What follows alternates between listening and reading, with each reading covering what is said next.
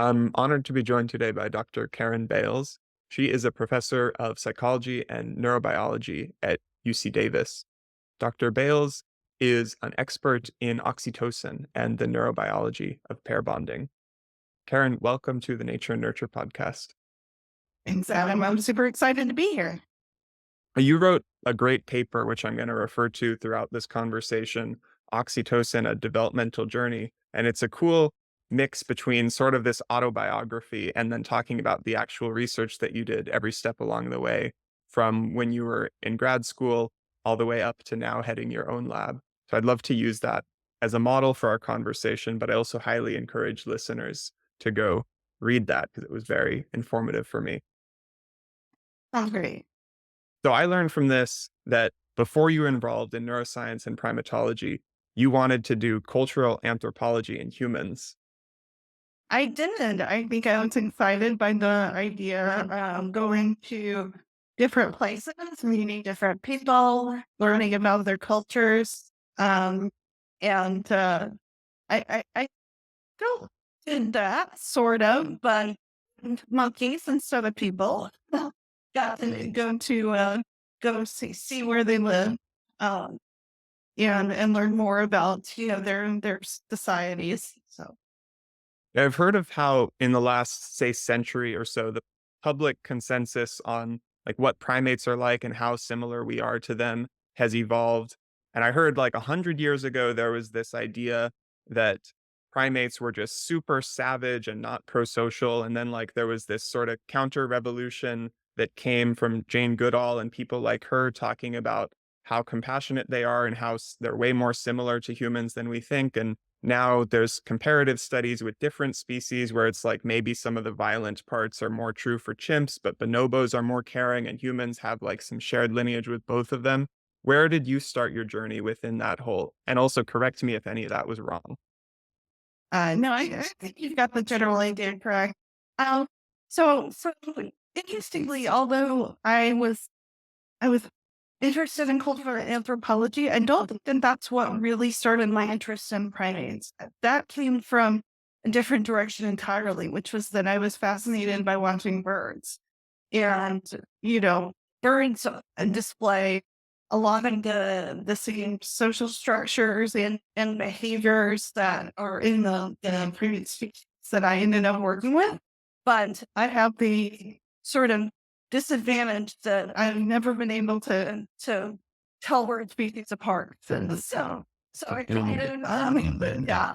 I mean, this is not going to work out for me, um, but the prejudices that I'm interested in all display these really strong social bonds between adults. They sort of organize themselves into what we might think of as not not just nuclear families in some of them, but and others multi-generational families where you see Allen parenting, so here by under offspring of their siblings. And so they kinds of species that display these really pro-social behaviors are super interesting from an anthropological perspective as well. And I'm sure you probably are familiar with Sarah Hardy's work and her books, Mothers and Others. And so she's taken these ideas into consideration when it comes to human evolution as well. So I see what you're saying. Basically, our ideas of primates are evolving, and one way that they're evolving is that these little guys, these little monkeys that are, perhaps not on par with a chimpanzee or a bonobo cognitively, still display these really interesting behaviors that in the past we wouldn't really have thought as much about when it comes to human evolution. But I think in particular, Dr. Hardy's work has brought out these tendencies to the forefront of our thoughts. I think it would be useful to contextualize the primate species that you work with along the whole evolutionary journey, because I think most people hear primate, whether they're thinking of monkeys or apes. I usually go to, when I think of monkey, I tend to think maybe they're like dog size, they're smaller than a human, smaller than an ape. But I was surprised to learn that a lot of the ones that you work with, they look almost more like rodents. right? So the species that I work with currently they're look about the size of a small cat, probably, but it's all fluff and tail. Mm. So, even a small cat is going to weigh maybe 7 pounds. And these monkeys weigh 2 to 3 pounds as adults.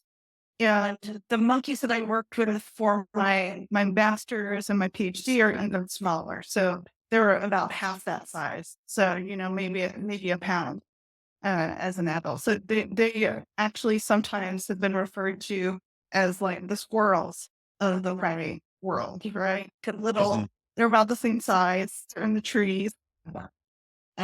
Yeah. So that's how I would um, think. So marmosets and tamarins, which are the monkeys that I worked with as a graduate student, they are about the size of a squirrel. And then the titi monkeys that I work with now look about the size of a cat, but again, mostly fluff. Do they behave more squirrel-like or more ape-like? This is interesting. And I think this comes from our our preconceptions when we start examining them. So in some ways more squirrel-like, certainly locomotor wise, they're more squirrel-like. They are possibly less cognitively advanced. Certainly their brain is smoother. Uh, but they have complicated communication. They can do cognitive tasks. They're definitely primates, even in a squirrel-sized body. Mhm. Is the right way to think about the evolutionary history? I'll start way back with the dinosaur extinction because I remember learning at some point it's like basically every land animal below or above some certain weight, like a pretty small weight, maybe like 10 pounds, died off. And that our last mammalian ancestor was this like tiny nocturnal rodent like thing. And then I'm imagining some branch of that grew, say, longer tails and more squirrel like, more primate like. And then eventually the primates that led to apes and led to us got bigger and bigger and, well, had this phase of being more arboreal and then started walking upright. Kind of the big split that happened one of the big splits that happened in primate evolution is that primates made it to what we now call, North Central South America, right? And the primates in our neck of the woods essentially have tended to be smaller and tended to be more arboreal. And that makes some sense. And in the sense that we don't necessarily have the same kind of savanna outlook or type, biomes uh, that they have in Africa. And some of it's undoubtedly due to the change occurrences and weather, etc. But yes, so the monkeys that made it over here, we do have some large bodies monkeys in South America, for instance. We have capuchins, we have um, spider monkeys, but we do have lots and lots of species that have evolved to be small, to have a more rapid and productive rate. So, for instance, marmosets can have, um, they typically have twins, and they can have twins twice a year. And that's just a super rapid reproductive rate for a monkey. And then if you look at the monkeys that involved, stayed in Asia and Africa and further evolved there, they do tend to be bigger. They tend to have slower reproductive rates, and just a different lifestyle. But yeah, we have some really really cool species over here. Okay. This is a good place to bring up the life history theory and this idea of the fast versus slow strategies, where some species, like insects and fish, will lay thousands of eggs and most of them die and there's no parenting whatsoever. And then there's like humans and elephants, and we'll have typically one offspring and we give them lots of care. And then it sounds like the primates you're talking about, they start off somewhere in between with multiple offspring faster, and then I assume that would mean less parental investment. So then does that mean it's apes that evolved to have the slower strategy and that was a Well, divergence from the monkeys?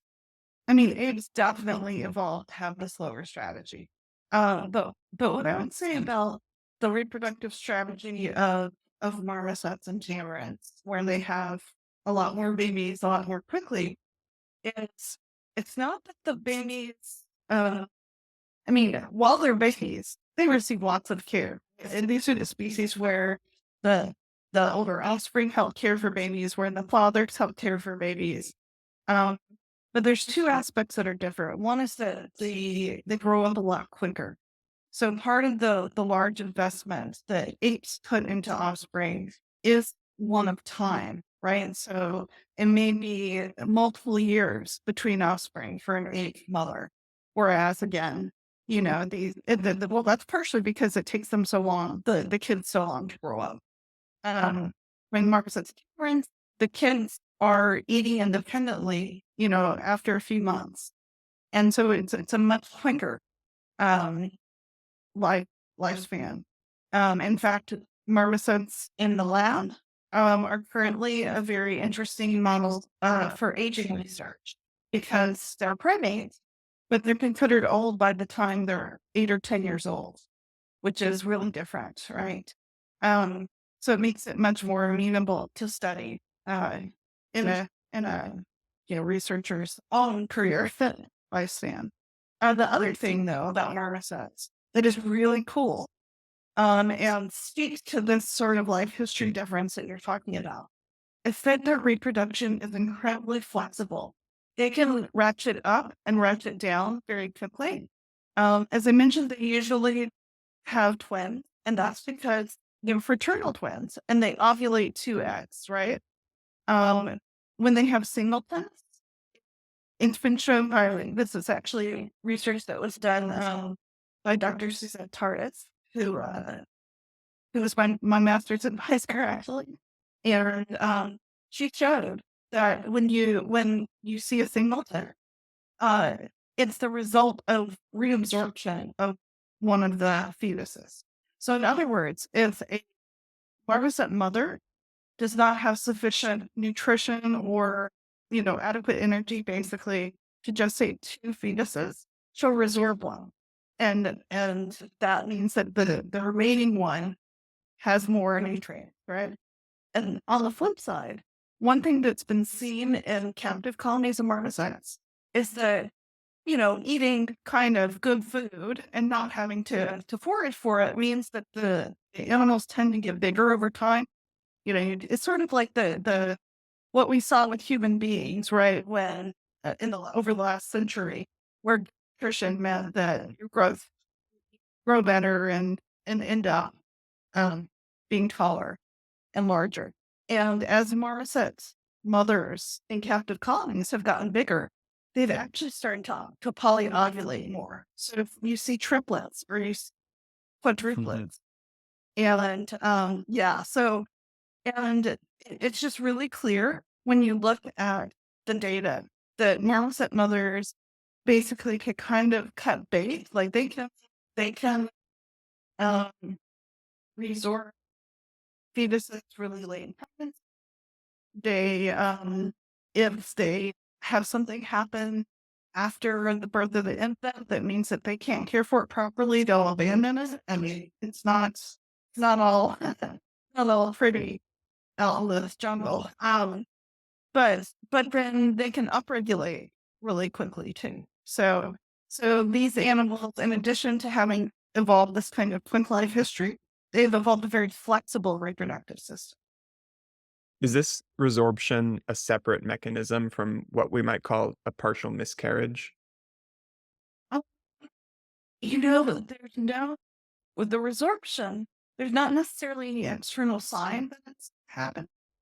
Um, s- and I'm not familiar in humans if this ever happens with, say, with twin pregnancies, um, but the only way you would know that this had happened would be, I think, to examine the placenta. Mhm. Like, I'm imagining from the organism's perspective, I guess I don't even know if it makes sense to use the term like conscious choice, but how much of a choice it is from the body to actively do that and divert those resources, or if it's something like the body simply can't sustain two, so one dies, and then just as a side effect of that, the leftover nutrients get diverted.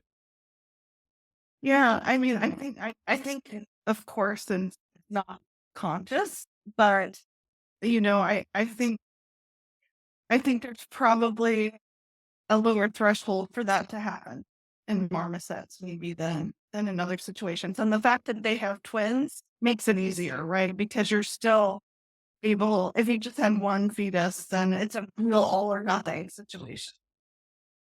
So if our last common ancestor with marmosets had a faster strategy, more similar to the marmosets, what was the selection pressure for apes to grow bigger and slower?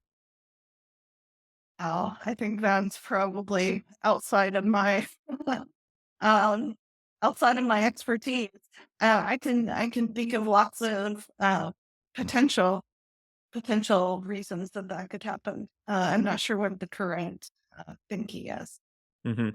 Okay, so we'll stick with, the primates and care then. So your PhD research, was it all more behavioral, just looking at these different mating, parenting strategies, and the neuroscience and the oxytocin, that came later? Yeah, so what kind of happened is that I started working, in a lab with marmosets where my questions were about parental investment. Why do we see some infants get more care than other infants, or some parents give more care than other parents? And this is coming from a place of, all right, hey, if I were a marmoset or a tamarin mother and I had all of these other, family members to help to take care of infants for me, why would I ever do more than the minimum? Right? That just seems like it would be a good strategy.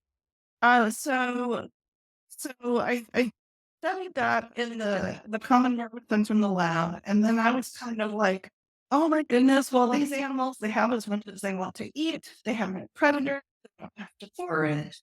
I need to study this in the wild. I study this in real conditions." So that's when I went down to Brazil and studied wild land tamarins in a biological reserve down there. And it was that period actually, yeah, it's mostly a behavioral question. I mean, did get more interested in the physiology of it. So, with a wild, critically endangered primate, there's not much you can do to study physiology. But what I did was collect fecal samples and look at fecal hormones. And these were interesting more from the perspective of prenatal investment. So, um, they predicted some characteristics of the survivorship of the baby or the baby's birth weight, because we were able to track these animals periodically and do things like adjust their radio collars, read their marks, take weights. So coming out of that experience, that's really when I started wanting to work more with hormones, work more with the brain, and obviously a critically endangered wild primate was not the place to continue to do that. Mhm. So it was the mother's fecal matter during the pregnancy that became a predictor of the future offspring's health and survivability? At least at birth, yeah. It wasn't as predictive of things like how much care the mother would give. And I think that's because the things that did predict the mother's care were things like how many helpers did she have? If she had fewer helpers, she was kind of stuck, right? She had to care more for the infants, but also her weight. So the mothers that were heavy cared more for their infants. So it's kind of like, if the mother could care more, she didn't, or she was forced to care more, she did. Um, and yeah, the prenatal hormones were predictive of like just really the early um survivorship and weight of the babies. Now, are marmosets as hierarchical as apes, and is that a predictor at all? It's very different. So apes live in these huge multi-male, multi-female groups where you have animals, some animals that are related, some animals that aren't. Um, and marmosets and tamarins essentially live in what looks to us like a family, right? So the parents, their kid, occasionally there's some variation on it. Sometimes you'll have grandma there. Sometimes there'll be dad and dad's brother will be there's sometimes you'll have two breeding males. Sometimes you'll have two breeding females. But in general, um, there's a much less hierarchy. It's kind of like the parents are in charge, right? So and the kids are. Um, so it's quite different from apes. And do they count as pair bonding, or is that unique to when it's lifelong, like with the prairie voles? And a question and a huge controversy. Um, because it depends on how you define a parent.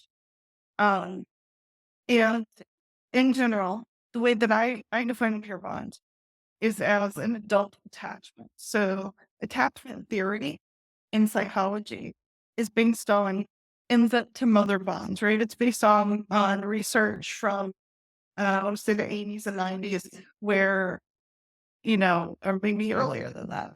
Um, they studied they studied how babies, for instance, react to being in strange situations alone versus with their moms, or their main caregivers. And so that attachment is usually defined as you prefer this person, you are upset if this person is gone. So you have separation distress. And that person, your attachment figure, is able to serve as a secure base, right? They're able to buffer you against other stressors. And so if you take those concepts and you apply them to two adults, then that's what we call a peer bond. But this concept is not used universally. So in fact, about 3 years ago, we published a paper called What is a Peer Bond? And looked at various different insects, birds, reptiles, other animals, like how's everyone defining this? So this is a long way to answer your question, but I don't consider marmosets and tamarins to have a pair bond in the same way that, say, a titi monkey does. And you almost have to work with these species to kind of feel the difference. Marmosets and tamarins just don't get distressed in the same way that a titi monkey does if they're separated from their mate. They don't get jealous in the same way. And titi monkey would never sit still and watch his pair mate uh, have sex with his father, right? Marmosets do, tamarins do that all the time. Here, so there's just a there's a qualitatively different kind of relationship there. But that also raises the question of whether humans should be considered pair bonding, because by some of those criteria you mentioned, the adult attachment and the distress at separation, those definitely apply. But then you have infidelity and our evolutionary history of polygamy and having twice as many female genetic ancestors as male. So I would say that all humans have the capacity to pair bond. I mean, as a species, we definitely have many individuals who are in that kind of relationship. But I think even within TD monkeys, variation and individual variation in pair bonding, and we definitely see it in humans. So usually the question is, are humans monogamous, right? Because the pair bonding is a psychological construct, whereas monogamy is a social system. And so actually my answer to that initially is we are socially monogamous, not genetically monogamous, and we are pair. But again, just like, you have individuals who are more or less disposed to display that behavioral phenotype. And honestly, in prairie gold, who are kind of the archetype of pair bonding, you see the same thing. there are some individuals that choose not to pair bond. And I think that's an area that's still not fully understood. I can see there how it starts to become more important to ask questions about what are the actual neurobiological mechanisms and what are similar or different across species. So then you can get at with more precision, like what behaviors are relying on the same actual brain systems. Absolutely. And, there are various arguments to when you use what animal models. And I agree that understanding the basic no substrate cross species is really important. Uh, you know, we work with titi monkeys because titi monkeys, being a primate, are more related, more closely related to humans. We work with prairie voles because as a rodent, we can um, do the more invasive research or the terminal research. We can look at the effects of early experience and, 2 months, 3 months later, look at the effects of that experience had on hair log. Um, and then we work with the seahorses because they are really distantly related. And so I think it's important to understand if hair bonding evolved via the same mechanisms or via different mechanisms in seahorses than it did Mm. in prairie voles or kitty monkeys or humans. That could give us really important information. Get, you know, okay, well, here's another pathway that you can use to get to a similar behavioral phenotype, right? And when you graduated, Karen, and went on to move to work with Sue Carter and do the neurobiology of oxytocin and prairie voles. Where was that timeline wise for her work on prairie voles and how well they were known as this archetype of pair bonding and how well oxytocin was known as the love hormone? Well, of course, Sue was a pioneer in that area. And when I started working with her, she had published a lot of the work on the very early work on oxytocin. She had also um, created what became one of the kind of hallmark tests for pair bonding, the partner preference test, which is a test where you give the couple a choice between their partner, a stranger that's the same age and sex as their partner, and an empty cage. So the choice of do I spend time with my partner? Do I choose a novel uh, potential mate? Or do I just, whatever, they're just been cattle. So she had developed that and that's still used 30 years later as kind of one of the standard tests that we use. When I started working with her, once she had, done this early work, characterizing the role of oxytocin in pair bonding, and she was really looking at the role of early experience and the exposure to oxytocin around the time of birth. So we use pitocin, which is just artificial oxytocin, in delivery rooms all the time to induce labor. And her own experiences led her to wonder what effects then that's going to have for the offspring. So she had started a series of studies to look at it's essentially to manipulate oxytocin in neonatal prairie voles and then look at the long term effects that that had on pair bonding as adults. Mm. So it's not just manipulating the mothers, but even from the infant side. Yeah. So I mean at that point what we were doing was giving either oxytocin or oxytocin antagonists to the newborn baby. What she's done since then, and this is work that she's done in collaboration also with Will Kegel, who's at University of Delaware, is they have now developed models of labor induction and C-section in prairie voles um, to really distinguish between these types of delivery and the impact that that can have on the baby. When it now became standard practice for C-section human offspring to you wanna take the same vaginal fluid to make sure they're getting, like, the probiotics or whatever from the mother, did that originate from this similar type of animal research first?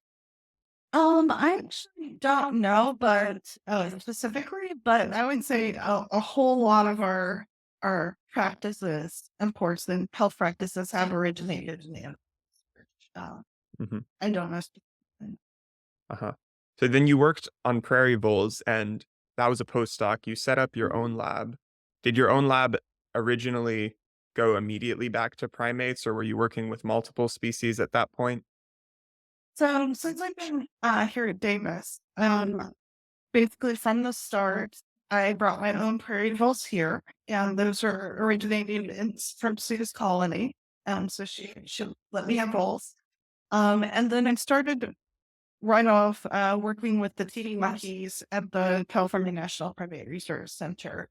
The titi monkey colony has been here since 1971. So I didn't create it myself. I didn't establish it, but it has been used for many years in research looking at essentially the behavioral components of pair bonding in titi monkeys, as well as the effects of sort of uh, stress hormones, and they when the researchers here did donate to the Sally Mendoza were their names. They compared teeny monkeys, which are of course pair bonding, socially monogamous, to squirrel monkeys, which are an um, South Central American species, Central America, not both, I think. Which has completely different social structure, completely different physiological organization, I suppose the socio-physiological organization, right? Responses to social stimuli. So um, when I came in, what I wanted to do was try to take take T monkey studies into the brain. And so that's when I started collaborating with the imaging center here at UC Davis. And all of our brain work on the T monkeys is done either with functional imaging, so PET scans, um, or with brains from monkeys that were euthanized for health reasons. So not for research. Well, I'm imagining that as this research progressed, it caused people to reinterpret a lot of really classic findings. So I'm thinking of Harlow's monkey, the cloth and the wire monkey had the milk. So then there's a direct reward, and maybe that's like dopaminergic once you're consuming the food. So there's that sort of pleasure. And then the cloth, I mean, people talked about it in terms of this psychological attachment theory you talked about, but we didn't know about oxytocin then in the 1950s, right? Mhm. So then I'm imagining your work as well as like Larry Young's talking about how oxytocin works with the dopamine reward system. And a way to reframe that is like almost like it's a neuroeconomics decision making thing. Like which one gets you more dopamine, which one is more rewarding. And I wonder if you could explicitly model that now with the past, 70 years of research as you could predict that the brain is getting more reward in those little monkeys clinging on to the cloth mother compared to the wire, even though the wire has food. I think that's a really interesting way to look at it. Couple of things. One is that the TV monkeys are, in many ways, I think, an amazing and natural test of what Carlo was trying to do, right? Like, primate nowadays would never do what Harlow did. But with the TV monkeys, you have a situation where the male is primary caregiver. In many of the pairs, the mother only takes the baby back to feed it. And then the baby learns, okay, I come over here, I have lunch, and then I climb back on dad. And so you have a situation where the mother is the source of nutrition and the father is the source of comfort. And which is fairly unusual in mammals, of course, and which is sort of what Harlan was trying to do. And the teeny monkey babies are highly attached to their fathers and not their mothers. So they kind of were a great natural test of what he was talking about. Um, the other piece, what you're talking about, this kind of titration of reward and how much reward do I get from food? How much reward do I get from um, social interaction? I think it's really interesting. And, um, we have tried actually experiments to see if we can get TV monkeys to, basically how trying to think how to phrase this. Essentially, are they able, for instance, will they work harder to learn to do a task if it's a food reward versus if it's their parent? And in our so what happened is they worked harder for the food, but I don't think that it was a great test because they basically knew they were going to get their pairmate back. Like their pairmate was only out of the enclosure for a short amount of time, and we weren't going to Hmm. separate them, keep them separated if they failed with the task, right? So I think they kind of knew, and they were like, okay, well, I'm gonna get the food, and then 5 minutes later, I'm gonna get my pairmate anyway. Um, but what where we've had to sort of adjust our thinking as far as cognitive tasks in general and whether they're operant or reward based or not, is that we found that TV monkeys are so attached to their mates, they're far too distracted to participate in cognitive testing if their mate is not right there. So for all of our cognitive tests now, we keep the entire family in their home cage, bring the usually the touchpad to them, and then we have to have two experimenters, one who is working with the monkey who's learning the task, and the other who is distracting the kids and either training them or giving them a treat or basically working with them. Because the most important thing in the world for these monkeys is their parent. And they're just not going to participate if their parent's not there. So that was a very long-winded answer. Um, but I agree. I think that there is the dopamine aspect that you're talking about, which is so strong. There's so much positive reinforcement from having your parent there. But I think that Hmm. what's also very important is the flip side, the the upsetness of not having your parent.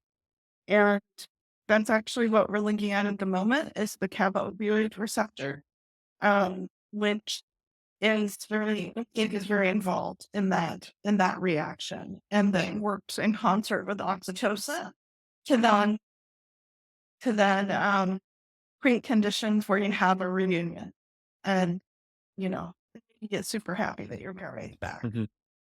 I know in a lot of the early research on feeding reward and trying to motivate animals to learn with food, like the classic behaviorist studies, they would often starve the animals so that they were hyper food motivated. And that's probably unethical. Hopefully, it doesn't get done now. But what you said made me think of social starvation. And if you're specifically trying to study models of loneliness, but also if they're so pair bonded and it's so distressing to them, how do the ethics work about that type of research? Is there a set limit to say how long you're allowed to separate them? So, two things. First, we never water or food deprive our animals. At most, they might get food, half an hour later than normal. If they'll participate, if we want them to be hungry when they're doing a task, great. They get their own jacket. Um, with separation, first of all, there are very strong welfare in place where if a monkey is individually housed for any period of time, it has to be very strongly justified, and they have to have olfactory, auditory, and visual access to other monkeys. So even if they're in their cage alone, they can't be isolated, right? Um, Now, since your study, again, we want to understand what's going on in the brain with the separation. We're also testing a drug that is in clinical trials for humans, and we're seeing if that drug reduces the response to separation. So that's the health benefit, right? We have humans um who are have major depression, which can of course relate to social circumstances, but and specifically we also have humans that have what's called prolonged grief disorder, which of course is a very specific response to losing an important person. So that makes titi monkeys are a good model of that. To answer your question quickly, we don't go past 2 weeks. Like a 2 week separation is our maximum. And then they go back. And that, like I said, has to be very strongly scientifically justified. And during that separation, they still hear and smell and see other.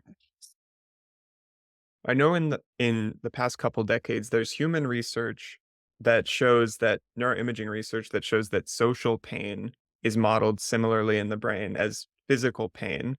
So, what you're talking about with the opioid receptors, is it more like the separation itself is interpreted as pain and then having contact just takes away the pain signal? Or is it more like it's it's the oxytocin analgesic effect, blocking pain? I think this is a great question. I think that the opioid system and the oxytocin system are working in concert.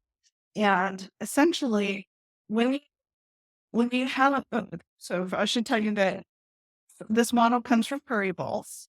It comes from the work of a researcher named Oliver Bush, who is in Germany. And he found that when you separate prairie voles, the CRH system, so the same system that's involved in anxiety and in other types of stress, um, releases CRH. That this then binds to a receptor called the CRH2 receptor, and that suppresses oxytocin. Now, what we're sort of adding to that model is that we also know that when CRH2 is activated, it releases a chemical called dimorphin, which binds to the kappa opioid receptor. And then the kappa opioid receptor, some of them are on oxytocin neurons. And so at the beginning, when you experience some kind of social loss or social separation, your oxytocin should be going down. It's in prairie voles, it's suppressed. But then, and this is, I think, what you're getting at, is that there's an increase in oxytocin. And that mechanism is not well understood. But it's sort of when you were talking about a social deficit, right? Or trying to um, calibrate rewards against each other. If you're in a social deficit, having an increase in oxytocin can help you out something to remedy that, right? So we see this in humans in Shelley Taylor's work, where human women in particular, um, have who are in distress social circumstances have high oxytocin. And so that's one thing that's like throwing people off forever. But I think it's because the high and low piece is all part of a homeostatic system, right? So what I think happens is that you get separated or you have a loss or you're in social distress of some kind. Your kappa opioid system gets involved, and that's part of feeling crappy about it. And then over time, the real initially your oxytocin suppressed. And then over time, we see an increase. So part of what we're studying is, what's going on with that increase. Is it that the chemical receptors are changing over the course of a separation? Or that their relationship to oxytocin neurons is changing. But I do think basically that what you're saying, there's a component of social pain slash, I don't know if pain is a good word to use here, but just like feeling of dysphoria, feeling of stress related to loss. And then there's also the compensatory reaction of oxytocin that sends, okay, you know, you need to start looking for someone new, or you need to go find what happened to your mate or whatever. I'm guessing it's gonna be both, but I'm thinking in this very heuristic way of what the neural circuits are doing. So how some circuits, it's sort of like baseline neutral, and then you have to cross some sort of response threshold to see any interesting activity. And then others are the exact opposite. It's like baseline activation that's usually inhibited by some other circuit. And then if the inhibition goes away, then you get flooded with whatever the activity is. So one thought is when we're talking about social pain, is it like physical pain where if you don't really cross a threshold of injury, you just don't notice it? Or is it like almost like we have this default state of loneliness, but it's normally inhibited as long as we have social contact. But then if the inhibition gets lifted, then you recognize that sort of social pain.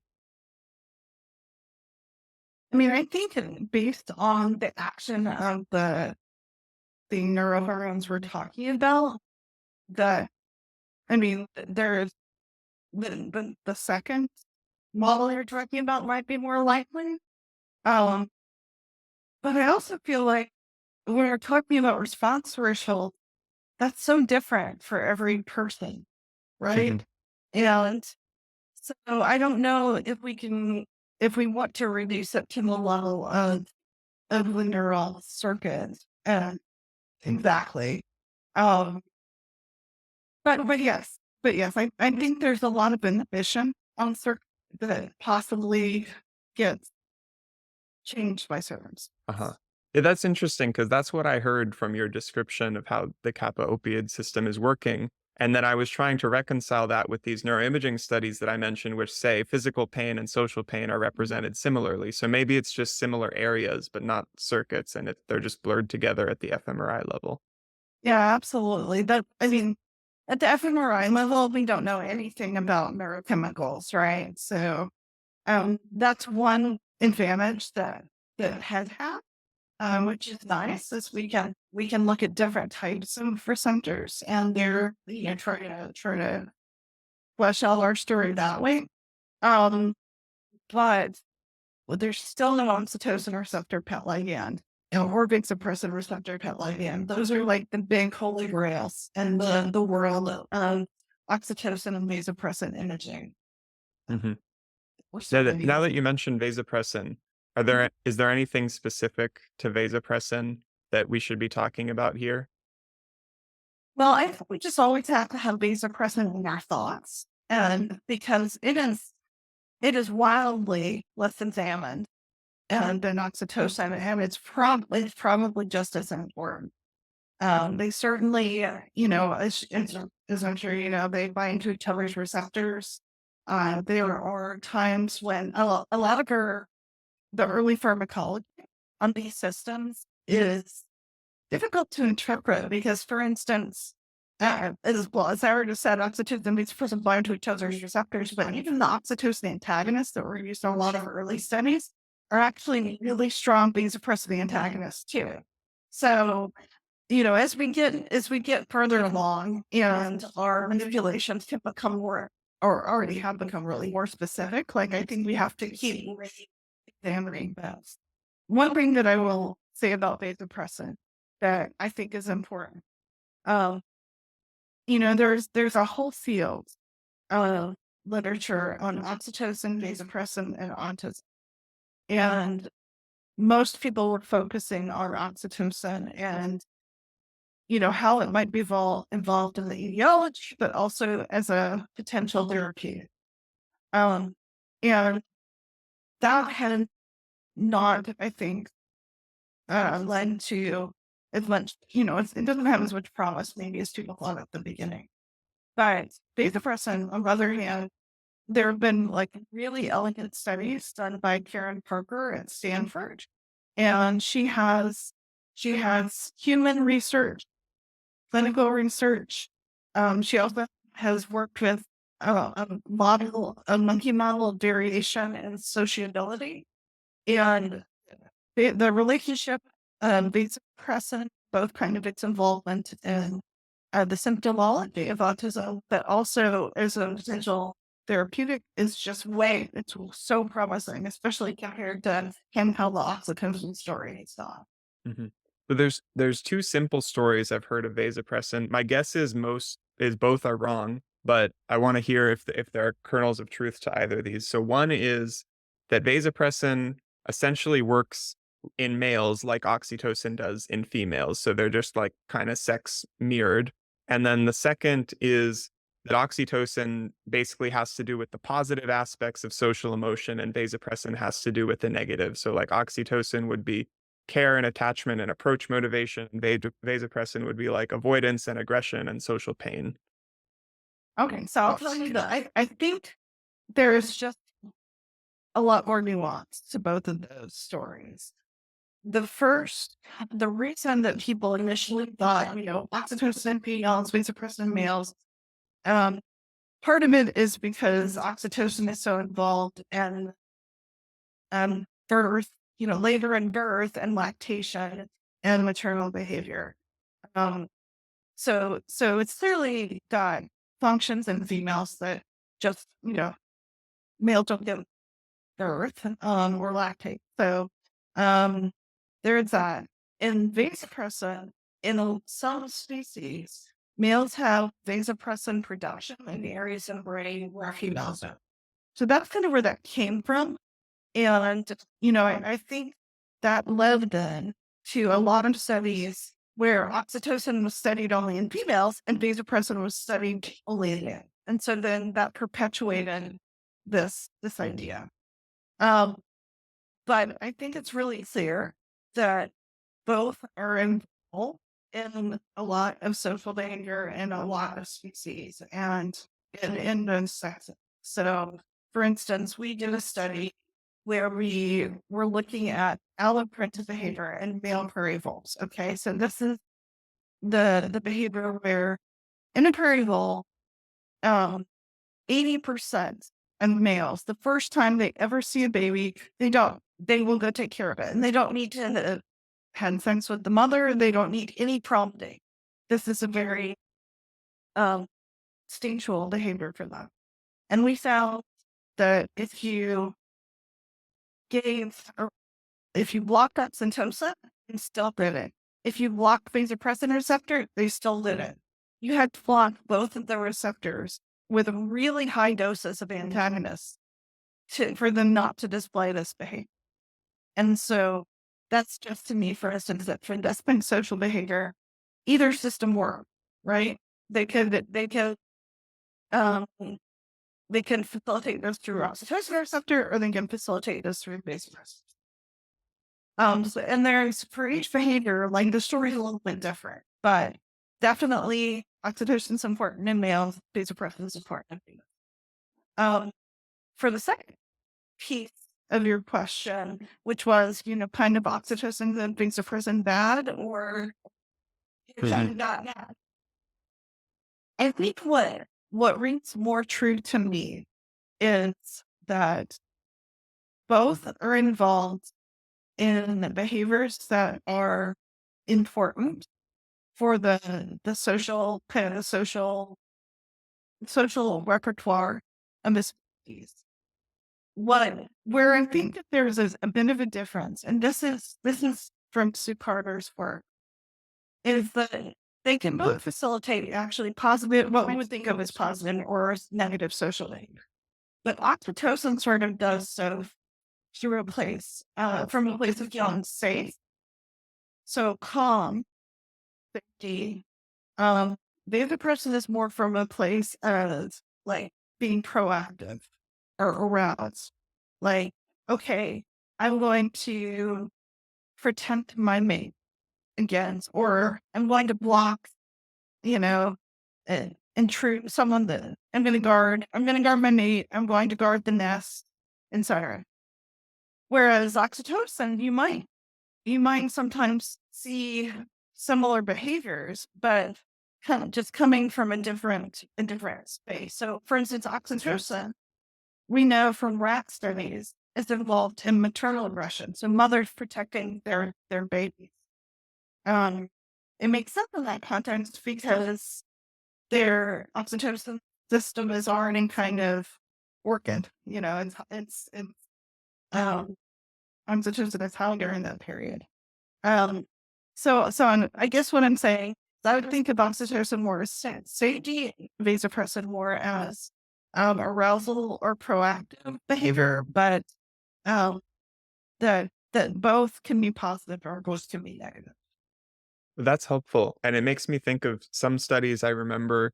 I think it was looking at cold water shocks in humans, and they showed that if it was voluntary versus involuntary, there was actually a different cortisol spike. And that's making me wonder whether it's mediate or moderated by oxytocin, vasopressin, or if it's just some similar neural system that's tracking that sort of safety versus is cold water being thrown at me threatening. Yeah, no, that's an interesting question. I mean, certainly psychological stress can be very different based on whether or not you have control over it. And, that can contribute to very differential effects. I'm not sure if there's an oxytocin story there, but it sounds like there could be. The last big thing I want to ask you about, Karen, is this famous knockout study from Mhm. last year. So, my understanding is that for decades, and this is stemming from Sue Carter's work and probably your own as well, and a bunch of other people, you could block oxytocin in a mother, and it would just change her milk production, maybe even completely block milk production, or even after birth, psychologically, it'll influence her maternal behavior. So she just like won't care for her offspring as much. And then this study was using CRISPR gene editing to just completely knock out the oxytocin receptor, and it seemed like it was different than blocking because maybe you did it early enough that the species just never even had an oxytocin system. So there was some sort of redundant mechanism. And then you did see the parenting behavior that you didn't expect to see. Yeah, so this study was interesting. Um, so it was carried out across three different labs. So a lab at UCSF, a lab at Stanford, and ours at UC Davis. There were three different mutant lines of prairie voles. So I wasn't the one who created the knockouts, but my collaborators who were Dave Manelli at UCSF and Narasha at Stanford created three different lines. So these are different mutations, all from using CRISPR, right? That resulted in a non-functional oxytocin. And you've got one key point here, which is these animals, this would have been prenatally knocked out, right? So they never had an oxytocin receptor. Um, and they grew up their whole life without one. So there probably was some kind of compensatory mechanism. And one very easy potential one to suggest is that, I mean, they still had oxytocin, they still had vasopressin, and they still had a vasopressin receptor. So it's possible that oxytocin acted through vasopressin receptor. Um, it's also possible that there are additional redundant mechanisms um, that we're not even thinking of at this point. So that's part of it. Also, what we showed there is that these animals after a week they formed pair bonds that they did display mostly normal parenting behavior. There are some weight differences in the offspring, so there probably was still an effect and on milk letdown. So the ones that the ones are a bit smaller when we eat them. But overall, and I should say, like, I think that there's going to be more um, behavioral data coming out showing that there are more subtle alterations in pair bonding, at least. Um, so I don't think it's that they were completely unaffected, and I think that they were, you know, the compensation and having this gone for their whole lifetime cause them to develop compensatory mechanisms. But I think the full parts are still to come. Like they're still working on voles, for instance, that you can let them grow up with the oxytocin receptor and then knock it out for the testing that you do. And they're working on doing suppressant receptor knockouts, double knockouts. So this story is gonna continue to. So the people who interpreted it like everything you know about oxytocin is wrong, that's an overinterpretation. That's an interpretation. Have you encountered that in your science before, or did this one get a unique amount of press coverage? You know, honestly, I think the most press coverage that I ever got for a paper was a paper on jealousy and titi monkeys. We had done a project where male titi monkeys, they either saw um, a strange pair, like a strange male female pair, or they saw their pair mate next to a strange male. And that got an enormous amount of press coverage, especially in Russia. Like that, like there are so many Oh, media interesting. outlets. So I think that, and I don't know exactly why that hit people in an interesting way. But yes, besides that, Uh-huh. the other paper that we had that I think it's kind of one of our best cited papers was the original paper we did showing that when we treated prairie voles with intranasal oxytocin chronically during adolescence, that they did not pair bond as adults.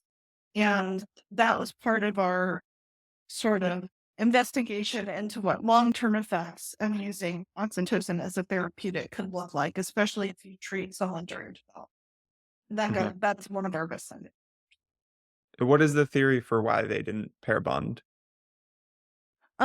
Well, we found alterations actually in oxytocin and vasopressin production and receptors in those animals. So, um, Mhm. but that's actually a project that when we took it into monkeys, we saw different results. And, I think that's an argument for being very, very carefully about Mhm. what animal you're using to ask what question. Mhm. So my first thought is it's something like saturation, but then it's combined with this critical window of brain development, so it's not like the adults are saturated, but then they rebound. In fact, you can have very different effects on neural system, depending on whether you're doing it during development when you still have a very plastic brain versus adulthood, where you do still have plasticity, but it's just not to the same extent. So, Mhm. it's possible, for instance, that giving a lot of a hormone early on results in a downregulation or versus an upregulation. Mhm. That's interesting. Thank you very much for your time, Karen. Thank you. It's been fun.